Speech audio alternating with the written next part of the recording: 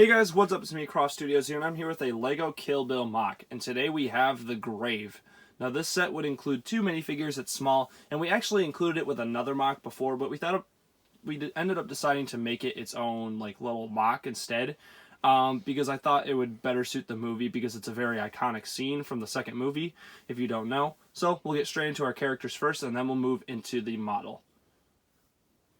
So in this set, we would only get two characters since it's a small one. We get Ernie, which is the creepy friend of Bud, which helps bury Beatrix Kiddo in the movie. Just a very simple design. There's not really much to him.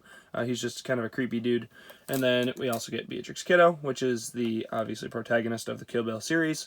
And in this scene, it's a very interesting scene from the movie where she's basically buried alive and she has to escape. So let's move into our model. So here's the model. And it's not super big. It's very small, actually. This is basically the ground level up here, and then underneath here is where the underground area, where the grave is, pretty much. You can see there's some details on the side of it. There's not really a lot going on, but I think it's job done. And obviously you can see there's a mechanism back here, which is pretty cool. And then on this side, we also get some more detail, like some dirt and stuff like that. And then there's also a hole down here, which I'll show you in a minute. And then on the top, we also get some detail. We get some fresh dirt right here, which is from being buried, obviously. And then we have the gravestone right here for Beatrix Kiddo. So basically, the playability feature with this set is that you can basically press this back here, and it will pop the dirt out and the top of the coffin. Now, in the movie, she punches through the coffin with her fist and breaks out of it and basically digs herself up. But we want to make a feature where it basically just explodes the coffin open. So you can see this is the top of it right here. There's some gray and kind of like a orangish tan details of wood and stuff like that. You can see the bottom of it.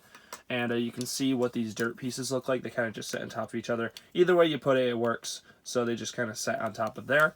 And then obviously on the inside we have Beatrix Kiddo. And the feature kind of functions pretty cool.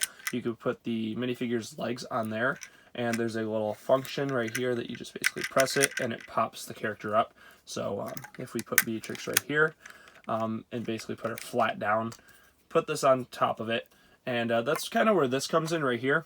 If you're having trouble getting the lid or the top of it off, there's actually a spot for you to pull it up right here.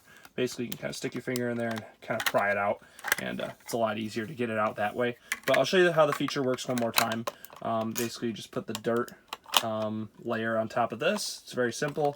See how that works. It just kind of sits on there, and then you press it, it pops it up. And this has been tested a bunch of times. I think it works really well. And it's kind of a cool way to put a playability feature into a set that otherwise wouldn't have one, or it's just kind of a small model. But overall, I think the feature works really well, and the design of the set is really nice.